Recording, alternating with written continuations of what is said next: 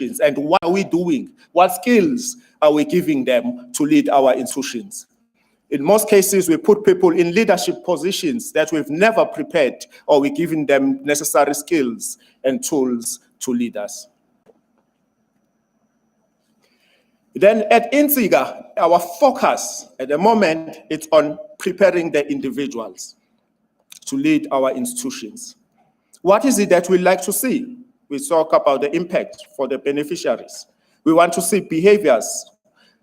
We want to see bold leaders. We want to see leadership. We want to see independence. We want to see people that work and serve us with excellence, delivering, obsessed with excellence in everything they do.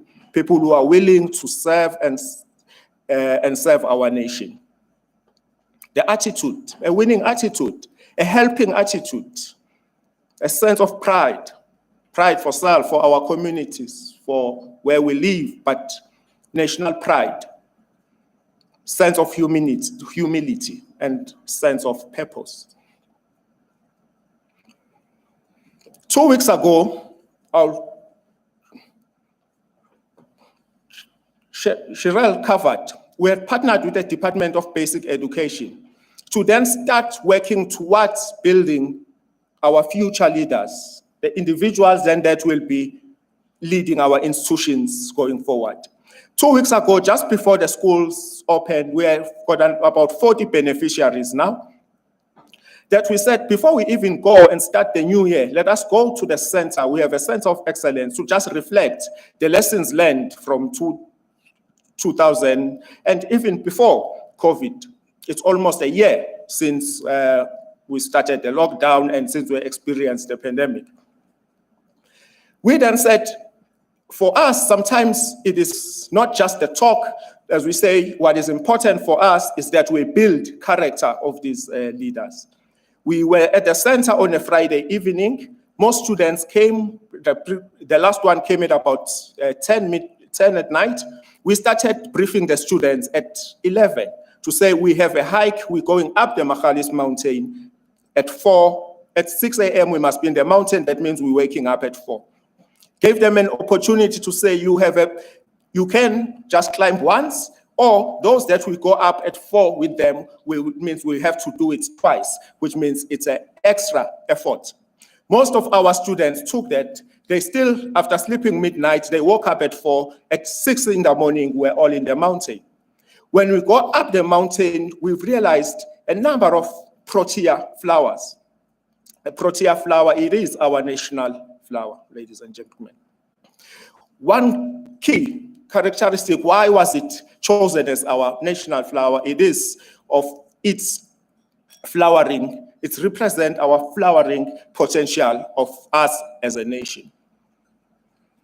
We climbed up, we've had the discussions. When we came down, we started discussing with the learners to say, based on the reflections, what is it that you've learned from this experience of climbing the mountain?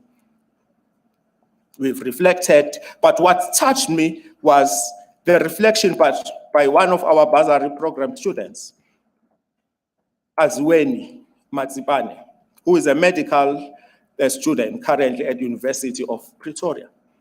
What he said, I quote, "The protea flower is regarded as the flower of the nation, but in its natural state, it is found in the most ordinary places, and yet, regardless of its location, it is still the national flower because of its uniqueness."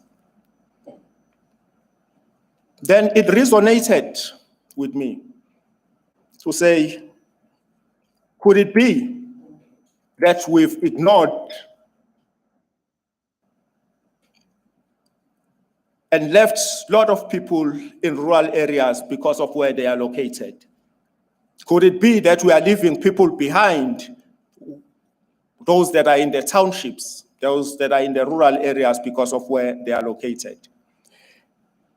And as he says, it is the national flower, it is found in places where it's just ordinary. And if we look at INSIGA bursary programs, it is focusing on rural areas. So we get the top 100 from the Department of Education, focusing on control 1, 2, and 3. This is focusing in rural areas, where we say, let us go and get the talent that is in rural areas, places where no one will think that there is so much talent. We visit them so that we continue to understand and be in touch with the realities of our people. Because if you understand where they come from, then even the interventions will be different. At the moment, ladies and gentlemen, we have 40 students in our bursary program, all from different, mostly from rural areas and townships. I'll come back to that. All of them are currently at various universities. I'm just going to give you the high level of where they are. Looking at we've got 2 that are currently in New York, studying in New York.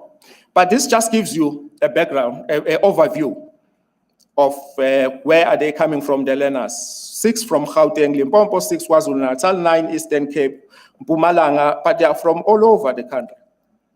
The qualifications: Bachelor of Science in Actuarial Science, the Bachelor of Science in Actuarial Science, Bachelor of Medicine, and Bachelor of Surgery. Bachelor of Science in Mathematical Studies, in Engineering, as well as Dental. We have one of our bursary students here, Nomalanga, who is with us. She's at VETS and doing the Bachelor of Actuarial Science. Number of universities. I must say, all these students have no obligations to come back and work for Inziga. If you look at them, we're a consulting firm, started by chartered accountants. Most of the medical students, chances are they will never be working for us. But we've got 15 students studying medicine. Why? Is it because we understand that we're no longer just building for Inziga, but for the nation? We want these students to be leading our healthcare, our hospitals going forward. Again, we must emphasize, we are not in this program just to be ordinary. We are not creating them to go and look for employment. They are there to lead. It's a leadership program. We have tend to normalize, say you must study that you go and look for work. We encourage them. They have to create businesses. They have to be leading in government. They have to be leading in private sector. Looking at the actuarial science. Actuarial science is one of the skills that will probably use less. But we know that if we send them to the banks, to the insurance companies, in the future, they will be leading. As we had indicated, when we look at skills, we no longer just looking at the academic. We also say, what about those that have talent in sports, in art? At some stage in athletics, we're running faster than Kenyans. Actually, 2 of our coaches have won the New York Marathon. That is Henrik Ramala, Ubabu William Dolo. But at the moment, we cannot even be competing globally. What has happened? How come that we regress so much? Are we still building competitive individuals that have to be represented at the global stage? But what happens then if we invest in such skills? Are they being recognized by the commission? Are they being recognized if we invest in art? Are they part of the definition of skills? So we look at it beyond. With our obsessions of skills, we've then created a center of excellence in Krugersdorp that said we cannot do it. We need a facility where we drive and talk to our learners, to all our high performers, bring them on a regular basis. At the moment, the center is open for partners who are promoting and striving for similar initiatives. Ladies and gentlemen, we could not achieve this on our own. We're working with mentors, number of mentors, professionals, professors, industry experts that have come and joined this program. I'll talk about it later, that it is not just a financial support, but it must be a wraparound support. And the fact that we go back and assess where our people are coming from, where our students are coming from, it allows us to even pick up if there are challenges at home. Someone while he's studying, we have to be supporting home. We make sure that there is support, that the student continue to focus on the task at hand.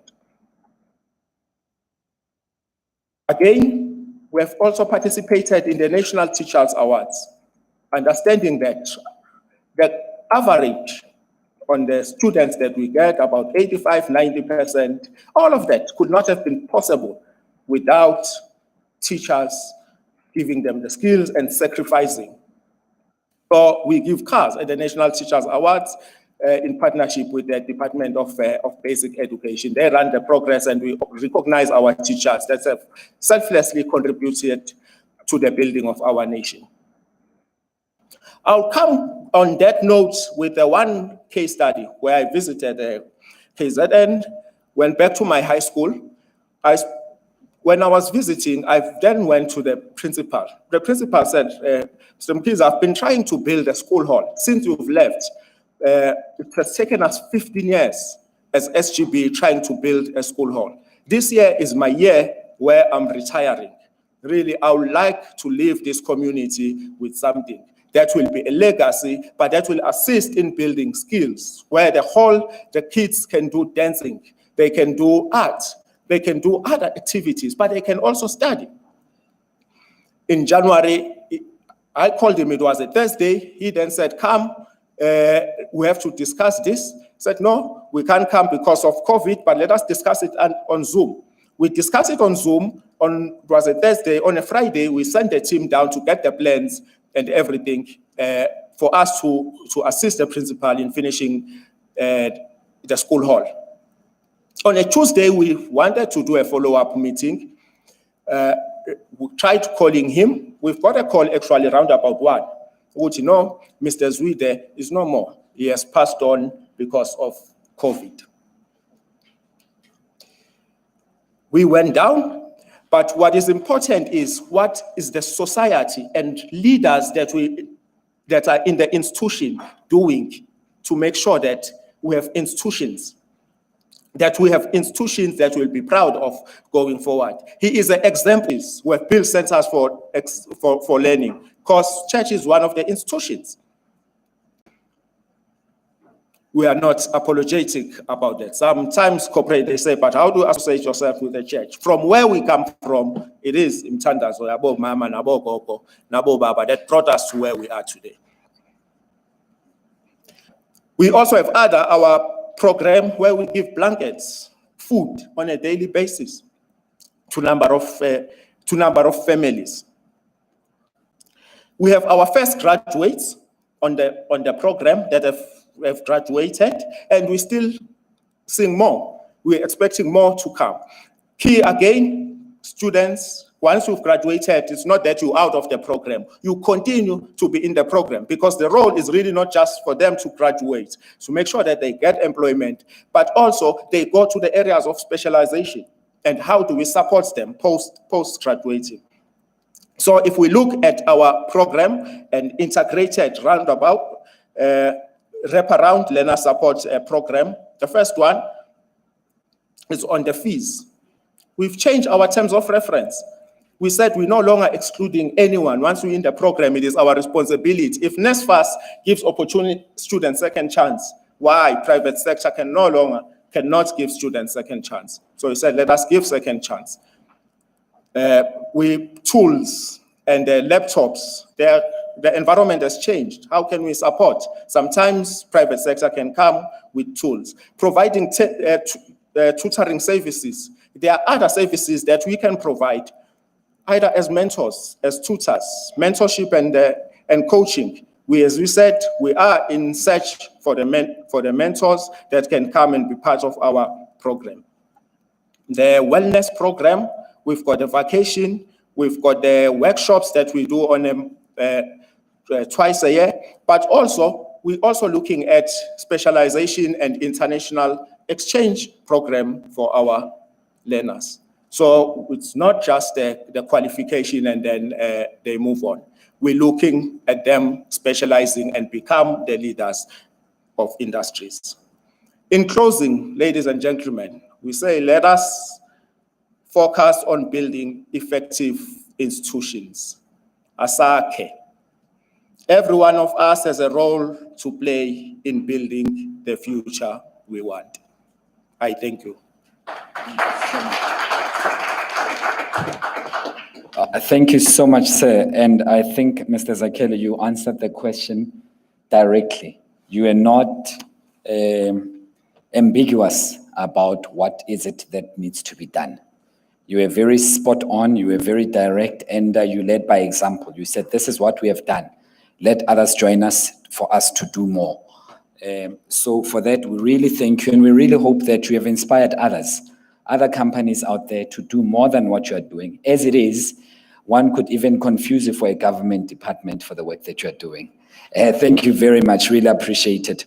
Without any waste of time, I see that we are running slightly out of time. So I'm going to ask Mr. Shane Perea to come through. I might have butchered your surname, please forgive me, sir. And Mr. Shane Perea is a Senior Executive, Fundraising and Strategy at IGUSASA Student Financial Aid Program. Also on the very same question, the value of investing skills for the economy. Just like what Mr. Mkhize had said, that they're not now doing it for NCICA. They are now doing it for the country.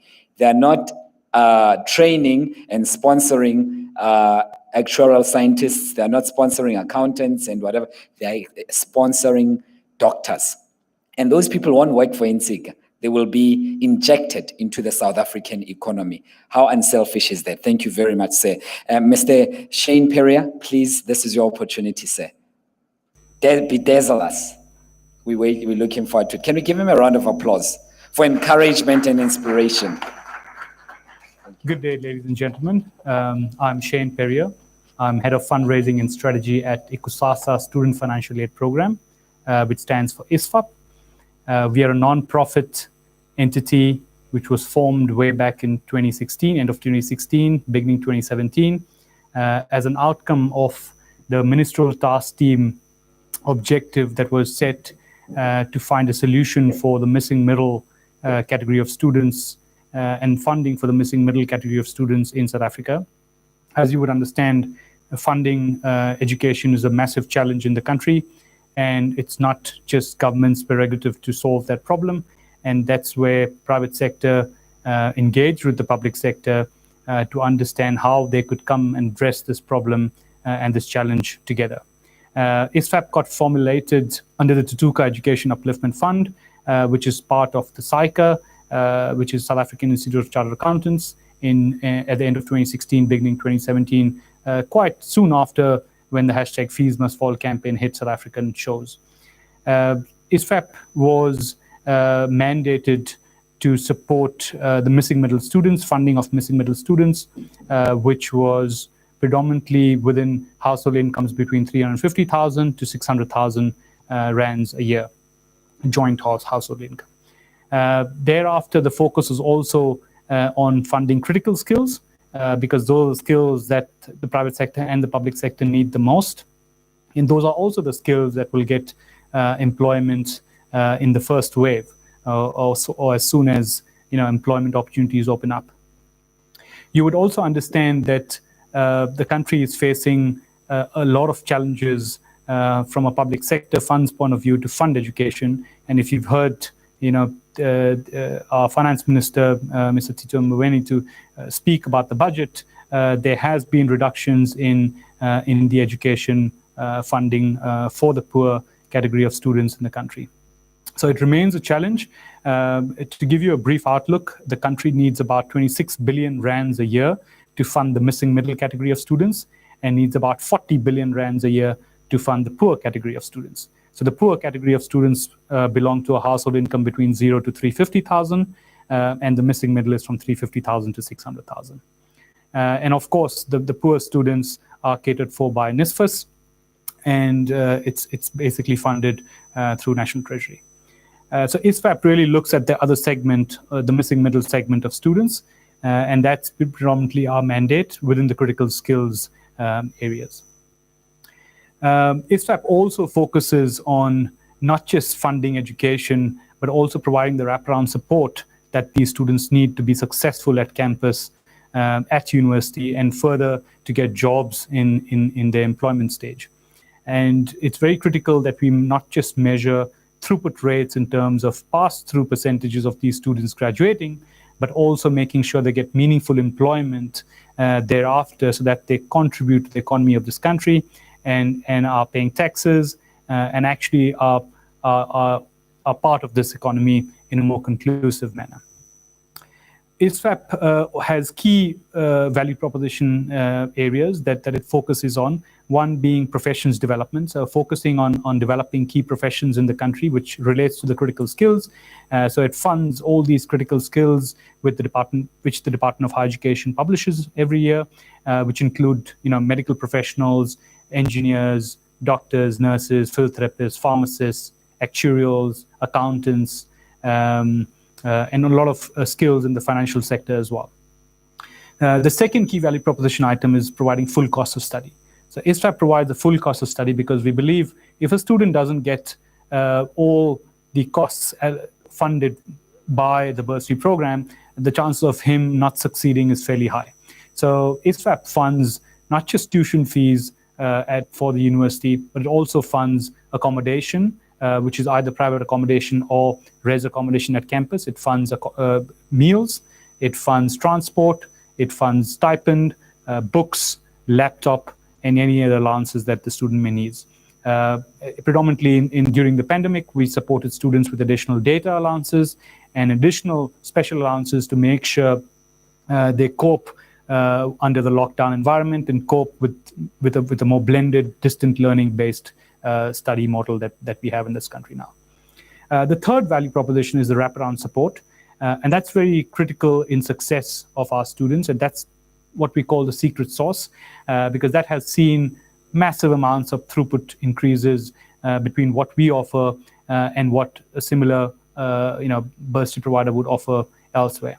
And the wraparound support really talks to providing mentorship, guidance, extra tutorial classes, academic support, behavioral coaching, mentorship, attitudinal coaching, work readiness, financial literacy, things like that. And that really supports students that come from a fairly disadvantaged background, from townships and rural areas, to really benefit and be on par with the students coming from a city. And that's critically important because that sets the foundation for the students when they start their first year. And you would know that the maximum dropouts that we see in this country are predominantly in the first year. And that's really the bridge that we provide these students to make sure that when they come and join their first year classes, they're on par, or at least cope pretty well together with the other students coming from private education schools.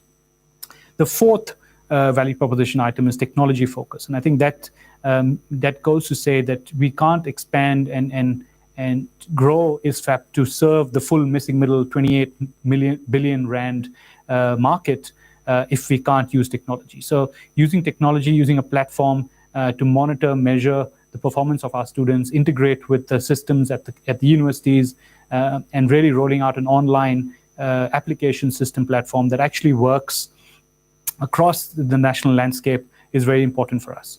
And if we can only expand and grow if we use technology to scale our funding.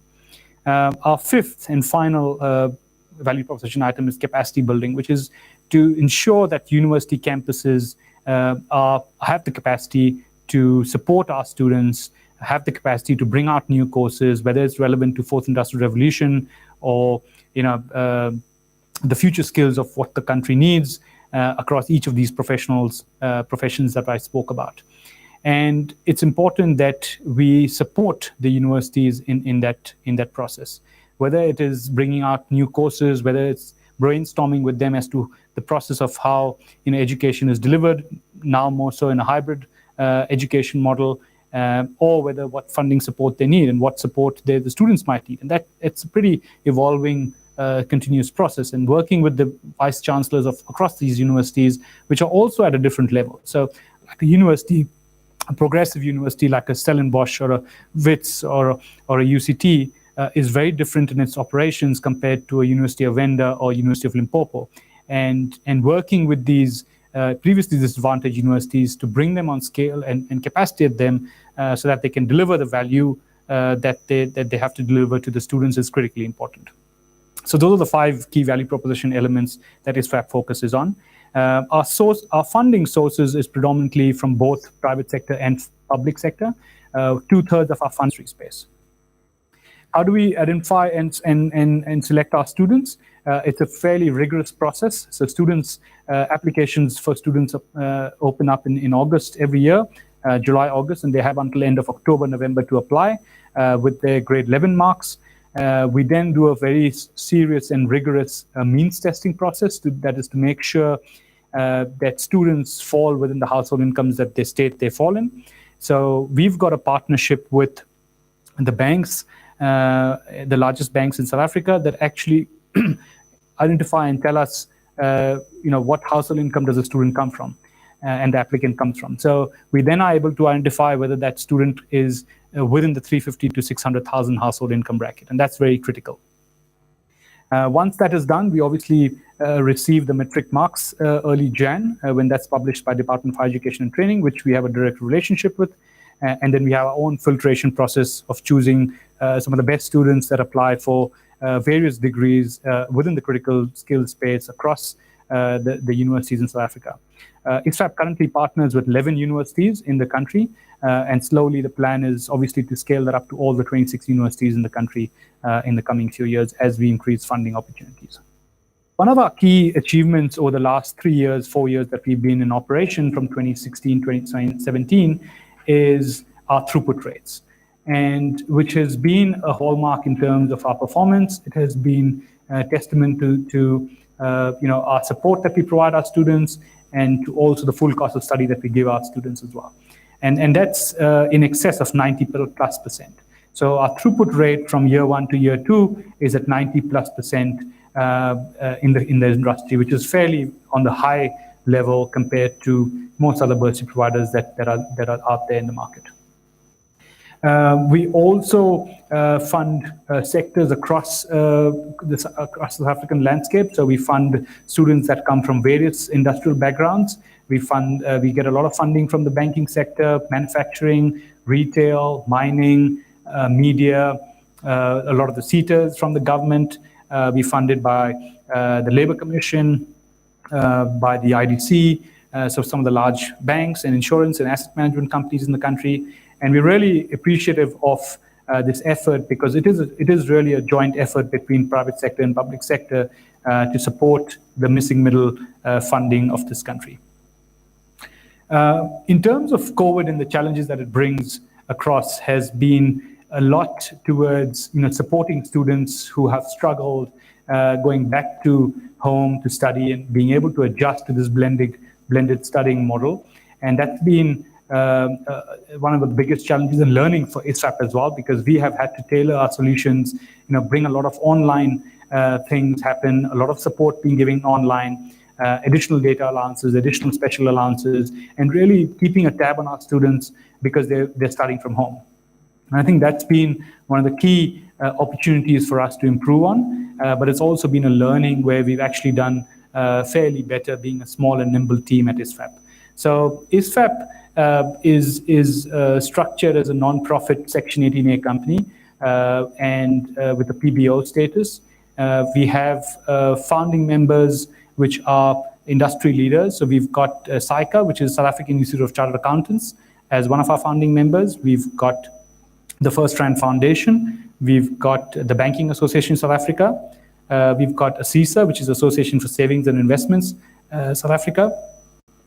And we've also got BLSA, which is the Business Leadership South Africa, as our founding members. So we've got 5 founding members, and they're very critical and large role players in the industry, both in the public and private space, that encourage education, which basically underpins inequality, poverty, and unemployment in this country. So our endeavor is to really work with our founding partners and grow. In the last 4 years, we have deployed over 900 million rands to fund close to 2,300 students in this country across critical skills in the missing middle category of students. And we've graduated about 200 odd students by the end of 2020, which is a testament to the fact that we are growing to become one of the biggest bursary providers in this country as just in a matter of 4 years. The future of ISFAP, I think belongs to the future of young South Africans. And I think we're really, really passionate about education. We're very passionate about funding the missing middle. We're very passionate about channeling public sector and private sector funds to make sure it has the biggest bang for its money, and making sure we have a high throughput rate with well-grown students coming out of the system that actually are employable and have really, really good qualities that employers really are looking for out there in the market. And I think the important factor is that we would encourage funders, both public and private sector, to work with ISFAP to see how we can fund more and more students in the missing middle. Just to give you a need, 26 billion is the need that the country needs every year to fund missing middle. And we are only close to raising about 300 million rands every year, towards that target. So 300 million rands against a 26 billion rand need that's out there. So we really implore and encourage public and private sector to partner with ISFAP and see how we can take this forward together. We thank the BBBEE Commission very much for giving us the opportunity to speak today, but also to be awarded as one of the members in the bursary category of awards. So we really thank the Minister, we really thank the DG and all the senior people and executives at the BBBEE Commission to give us that opportunity to speak to you guys and to also present our value proposition. Thank you very much, and have a good day.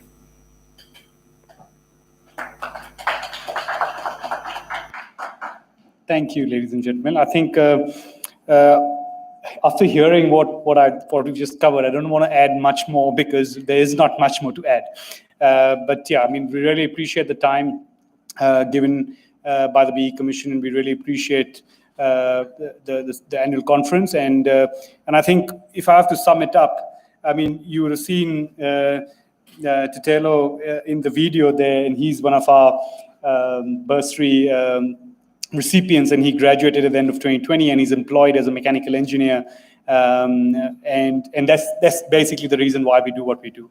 I think that's the nutshell of it. And we've got 2,249 more like Titelos out there that we're funding and providing support to. And I think that just shows the massive need that we have in this country. And 2,249 is just the scratch of the surface. I mean, we talked about the missing middle consisting of more than 250, 300,000 students that come out that need funding every year. And I think that gap is 26, 27 billion rands every year that we need to fund. So that's something that government doesn't have. And you heard that from NSFAS today. Government is struggling in terms of being able to fund even the poor category of students, but let alone the missing middle. And we don't have a solution for that. But I think participants like Zakele and ourselves and other industry service providers, if we work together with government in a PPP and work together with government to have a partnership where we can support the missing middle and some of the poor as well, because I think there's no point providing this bursary support to the missing middle, and then some of the poor are really left out because NSFAS can't fund all of them. So I think picking up some of the poor category of students, but also picking up in majority the missing middle students would be a lovely initiative that I see in the next 3-4 years that we need to partner with government in a very holistic way. We really appreciate the time and the effort and the communication that went out from the BBBEE Commission, and I applaud the Commissioner in terms of the changes that have been made in the Commission and the codes in the last couple of years. And I think it's in the right direction in terms of channeling money towards skills development, because at the end of the day, education really underpins poverty, unemployment, and equality in this country. And I think if we put enough focus on them, we will kind of beat this problem. Thank you very much.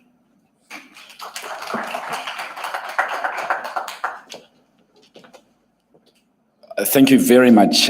Shane Perea is Senior Executive, Fundraising and Strategy at IGUSASA Student Financial Aid Program.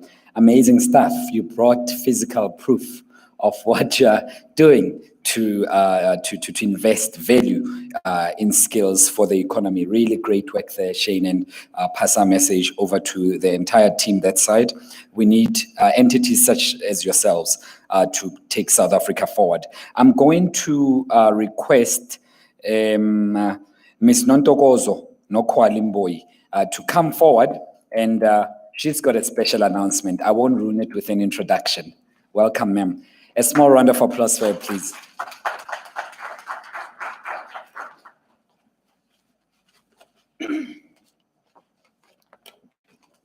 Thank you, Program Director, and good afternoon, everyone.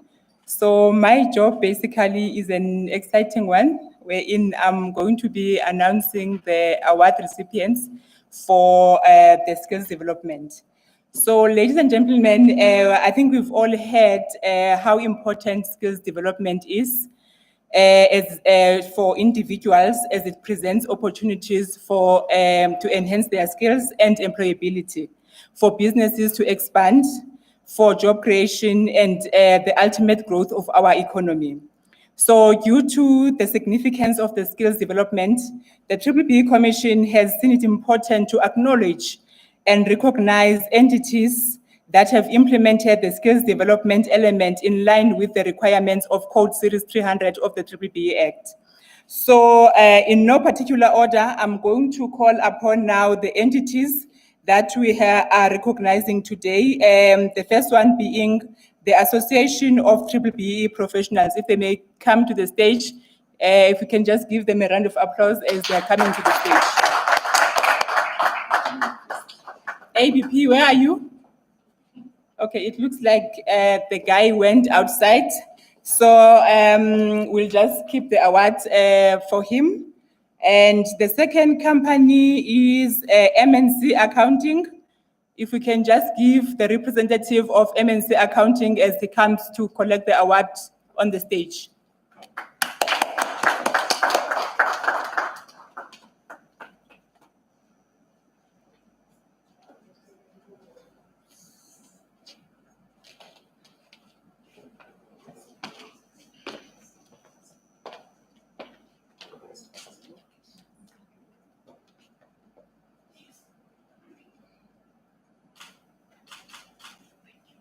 Another round of applause for him. All right, ladies and gentlemen, we actually have 4 companies. So I think some of us sitting here and those who are attending the conference virtually, we have come across the misconception that the BBBEE only benefits those who are politically connected. As we have heard from the previous speakers, and as we are attending this conference here, whether it be physically or virtually, I want you to witness that the fact that the BBBEE legislation is designed to benefit everyone and anyone as long as it is implemented correctly and with the aim to achieve the objectives for which it is intended. Having said that, and as indicated by the previous speakers, the last 2 companies awarded today, they've brought along their students who are beneficiaries of the company's skills development initiatives. When we talk of beneficiaries, we obviously talk of real people that can be seen as about to witness today. So as I'm calling those 2 companies, if they can just come forward together with their respective beneficiaries, and after accepting the award, I'm just gonna give the beneficiaries 1 minute each to indicate or to share with us how have they benefited from those skills development initiatives and whether or not they knew anyone in those companies before they were accepted to participate in the program. So the third company being recognized today is Ikusasa Student Financial Aid Program, known as ISFAP, and the beneficiary is Mr. Titelo Litswalo.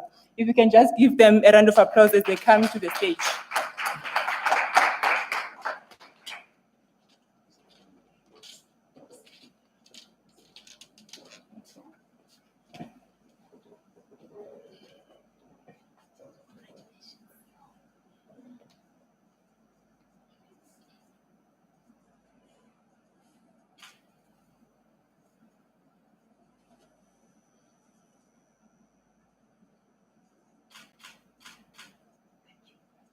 Another round of applause for them, please.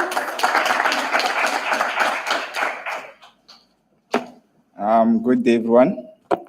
As they said, my name is Titelo Litswalo, and Since being with ISFAB from 2017 as a pilot student, I've learned a lot of things and I've gained a lot of experience being with them. And since 2017, since we're a pilot group, we didn't have a lot of things. They only gave us accommodation, textbooks, meal allowance, and stipends. So since being with them since 2017 until 2020, I've seen a lot of changes. They gave us laptops on our second years, and each year the stipends were increasing a little bit. And then we're also getting mentors and tutors to assist us with our accommodation, our academics. So it's been a great journey being with them, and I'm happy that I graduated and I became an ISFAB alumni. Thank you. Thank you so much from ISFAB. And another company being awarded today is Intsika Consulting Services Pty Ltd. And the beneficiary is Miss Nomalanga Nokolo Langa. If you can also give them a round of applause.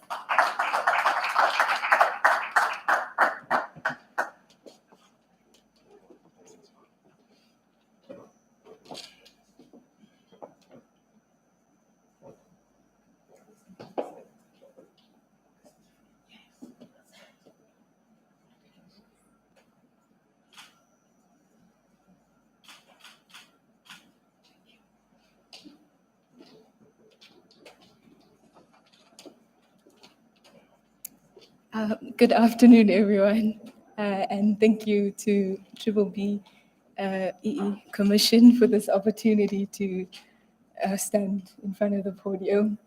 I was told to prepare a 5 to 10 minute speech, and I actually prepared one, but I'm just going to summarize some of the points that were in there because majority of them have already been mentioned by the director of Intiga and also Cheryl from the video presentation. Yeah, so my name is Nomalanga Langa. I come from Hambanati, a small township in KZN, and I joined Intiga after matriculating in 2018 for my first year in 2019. Yeah. My experience so far is with Intiga is that I have found a lifelong family, basically, because prior to being funded by Intiga, I had actually discovered that majority of the companies don't sponsor actuarial science until at second year level. And I was fortunate enough to actually receive funding from Intiga from first year level up till this point, basically, and I'm still continuing with my studies, obviously. I would just like to thank the Intiga director and also all those involved in helping us in the bursary because it has truly been a lot of help academically, mentally, and also in the physical aspect, as Mr. Mkiza also mentioned about the 8-kilometer hike that we recently had 2 weeks ago. I really did not know I could pull that off, really, because I'm not a physical person and I've never really been into the athletic side. But from that also, there's some takeaway points that I learned that even the most trivial things actually teach us a lot of life lessons and can actually be relatable to life experiences themselves. Like, for instance, before the hike, we all started at the same point, but we reached the peak at different intervals as the different groups, obviously. And in that, my takeaway point was that everyone has their own pace. Now, the important part is that we all reached the destination, but then we reached at different intervals. So it's such a trivial thing, but it can be related to life itself when you look at the different circumstances that we come from. Obviously, we will not all reach at the same point, but what's notable is that we should all be able to reach our peak or our point of success, basically. Lastly, I would like to say that as Intiga has shown me for the past 2 years, I also want, when I become successful or when I graduate and I'm able to fund other students, be able to do so and provide them with the platform and opportunities that I have been given. And along with my Intiga family, I am filled with their motive and actually driven by the desire to make a difference. Thank you.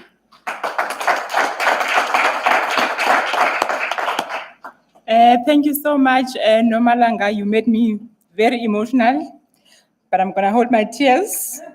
I'm not gonna cry. All right.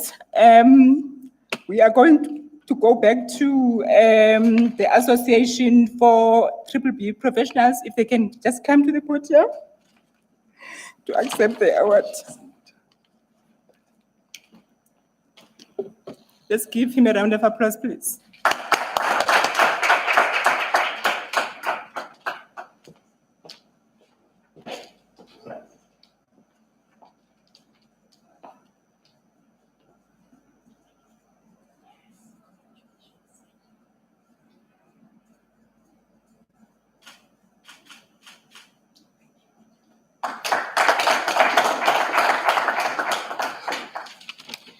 Ladies and gentlemen, my job is done for the day, but what I can say is that I hope that we have all learned something from the experiences and the models that have been shared by these award recipients, and that many other companies will do the same to ensure that our country broadens the impact of skills development. I thank you.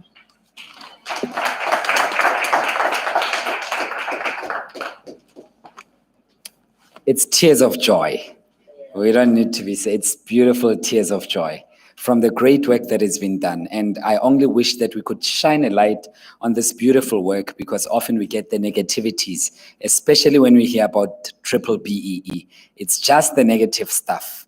So it's beautiful to be part of this amazing, amazing encounter with young people who've given testimony of how they've benefited directly from the beautiful work of companies who are in a beautiful journey of making sure that the country is winning. South Africa is being put ahead of every other interest. So we really appreciate it, because if it was some political party doing this, we'd be suspicious. We'd be saying, hey, you want our votes. That's why you have people crying on the podium because you want our votes. But no, it's far more than that. We really appreciate it.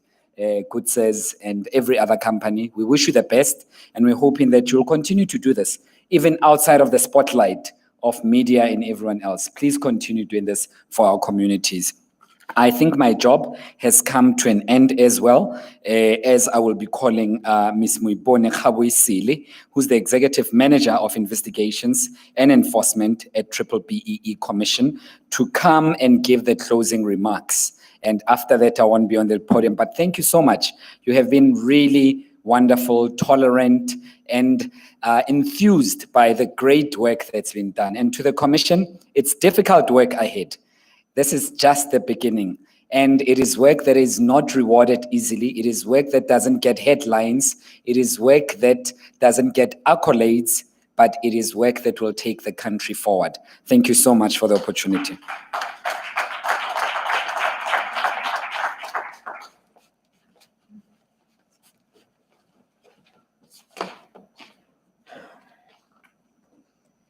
Thank you very much, facilitator.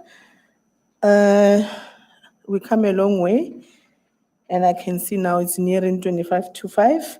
Please bear with us. It was because of the good information that we received from our guest speakers and the questions that we received from our people that are with us through the visual and those that are with us here. Allow me first, on behalf of the BBBEE Commission, to thank you for attending this conference on skill development, those who are attending through visual and those who are with us here.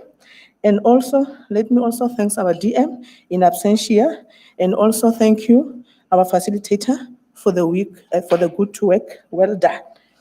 This has been a wonderful conference, and also this conference could not have been successful without your attendance. I have enjoyed listening to the talks about skill development and how best can we promote skills development to unlock the opportunities. As you can see now, there are so many protests, student protests in our country. Through different speakers, we are always saying, please let's ensure that skills development is implemented properly. We know that skills development is one of our priority elements. And if it's properly implemented, it will benefit a lot of students out there. The other thing is that we don't have to tick box just for compliance. We have to ensure that by implementing skills development, we follow the requirement in the Code of Good Practice.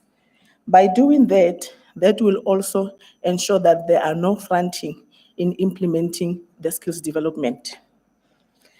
As we have now seen that COVID it's also one of the elements that brought challenges to us. For example, most of the entities are closing. Some of them have already been closed.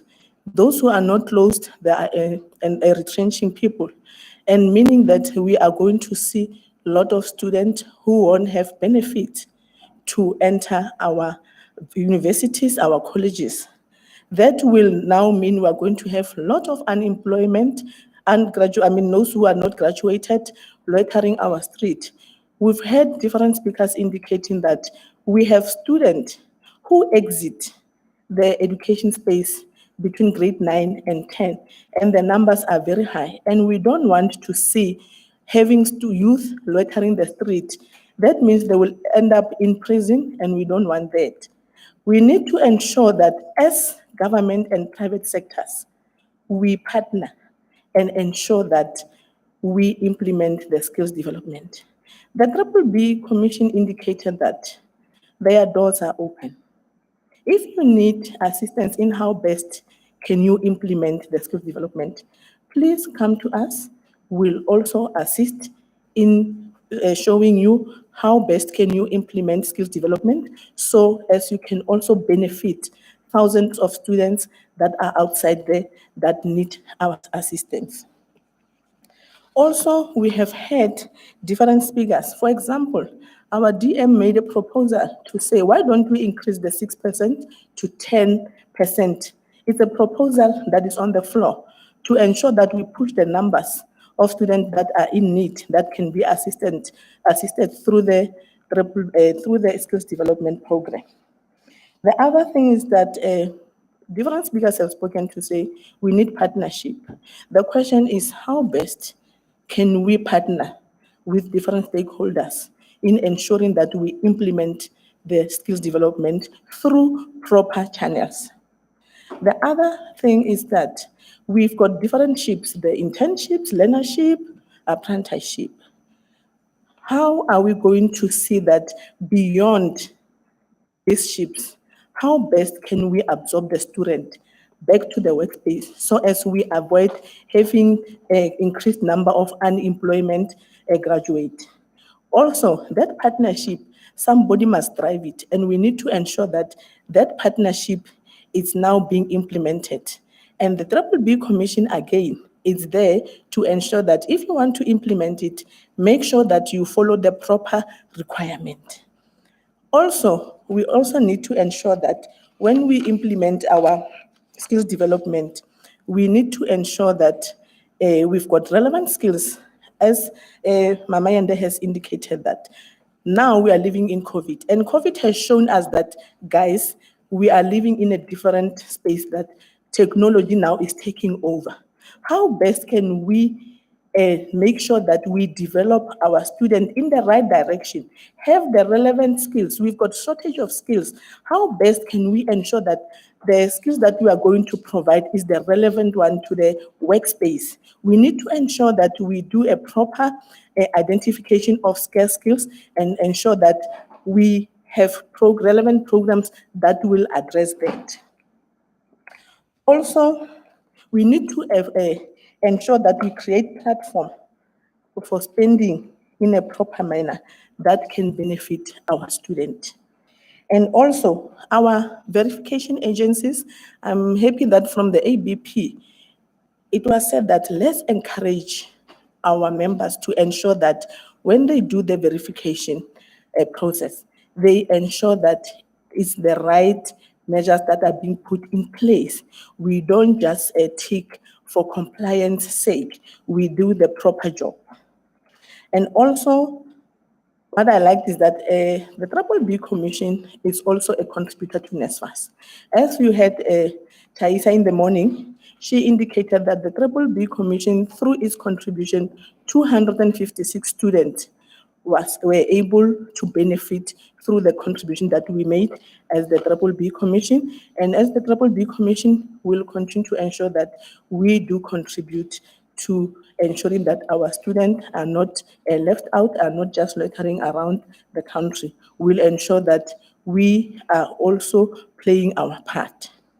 And the other one is that we need to have entities to have plans on how best they are going to implement their skills development.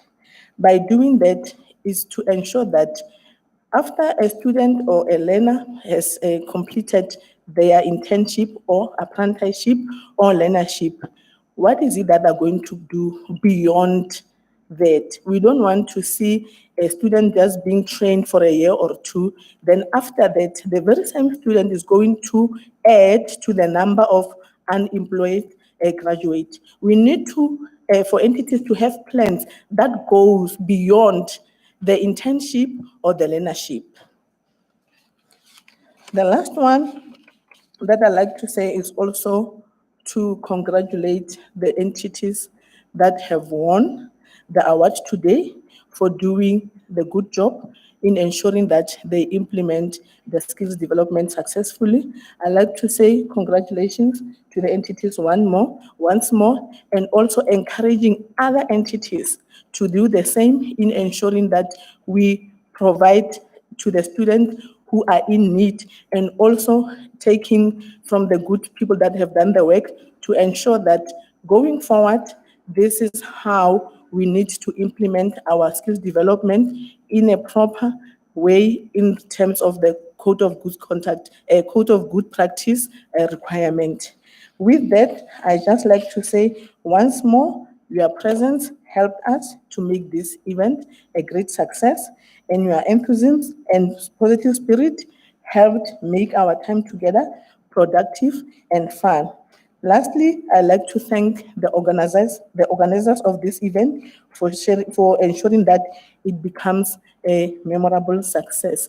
With that, I'd like to thank you very much, and also those who are here, ensure that you have a safe trip back home. And also, I'd like to thank our viewers through the virtual platform for being with us from morning until now. Thank you very much.